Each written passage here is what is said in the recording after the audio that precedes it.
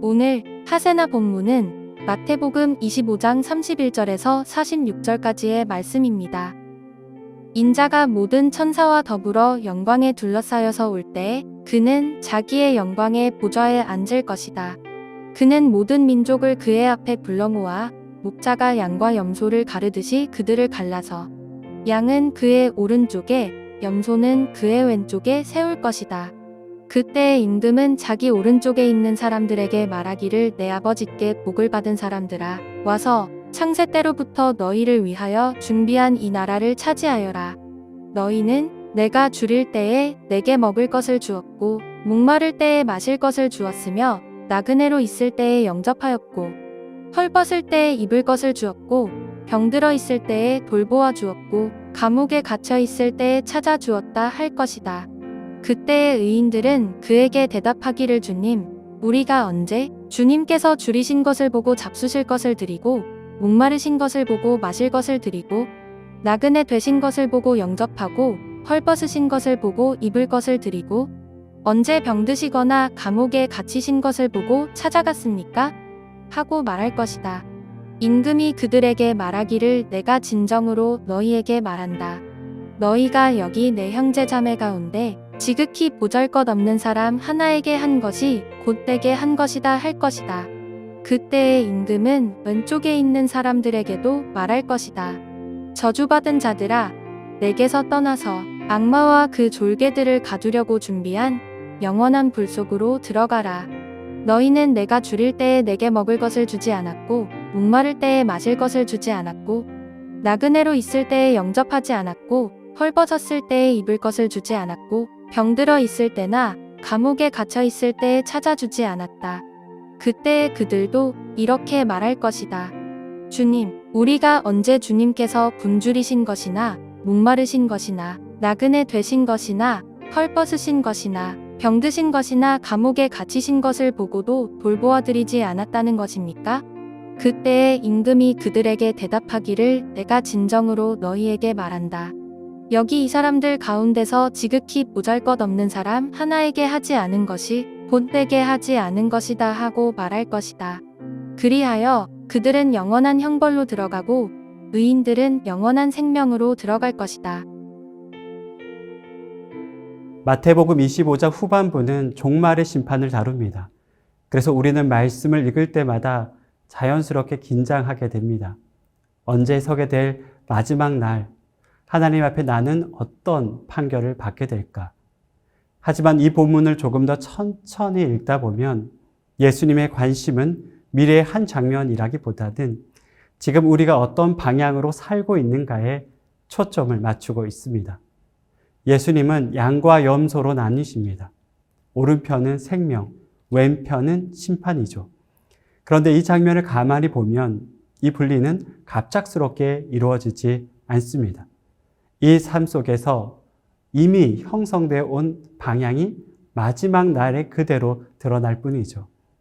심판은 어느 날 갑자기 시작되는 사건이 아니라 내가 걸어온 삶의 방향이 축적된 결과입니다. 흥미로운 점은 양과 염소 모두가 똑같은 질문을 던졌다라는 점입니다. 주여, 우리가 언제 주를 보았나이까? 이 질문은 변명을 하는 것이 아니라 진심에 가깝습니다. 그들은 둘 다 주님을 의식해서 살았다고 생각하지는 않았습니다. 그렇다면 무엇이 이 둘을 갈라 놓았을까요? 예수님은 그 기준을 이렇게 말씀하십니다. 지극히 작은 자 하나에게 한 것이 곧 내게 한 것이다. 우리는 종종 이 말씀을 들으면 구체적인 대상이 떠오릅니다. 가난한 사람, 병든 사람, 도움이 필요한 이웃, 이런 사람들 말이죠.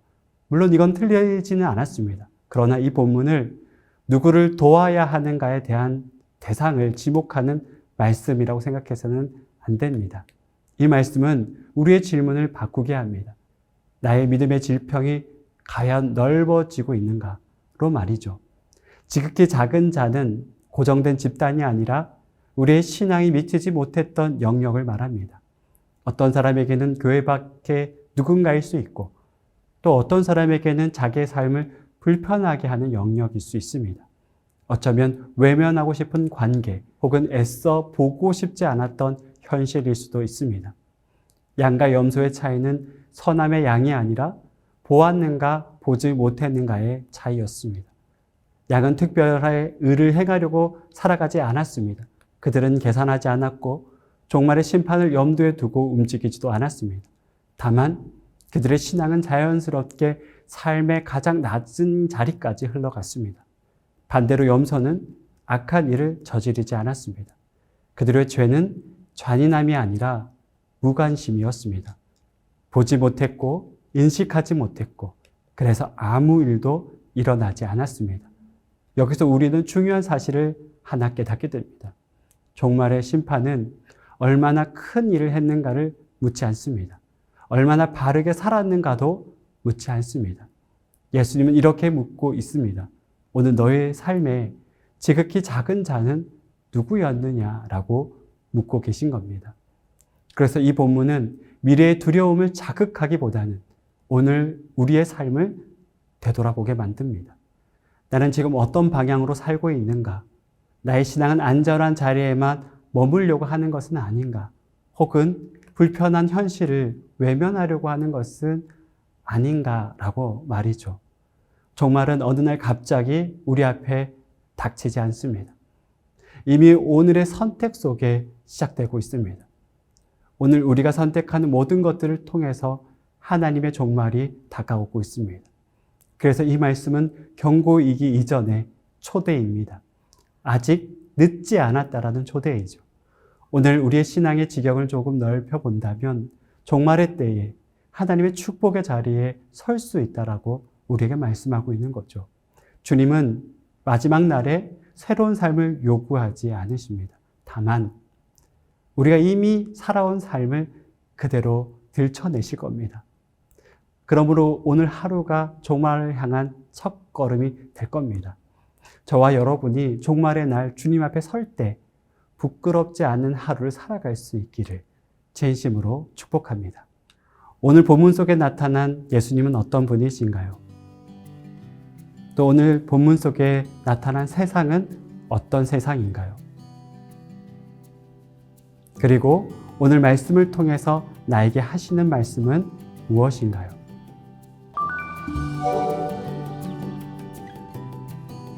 이번 주 하시조는 사회에서 일어난 시간의 11조입니다.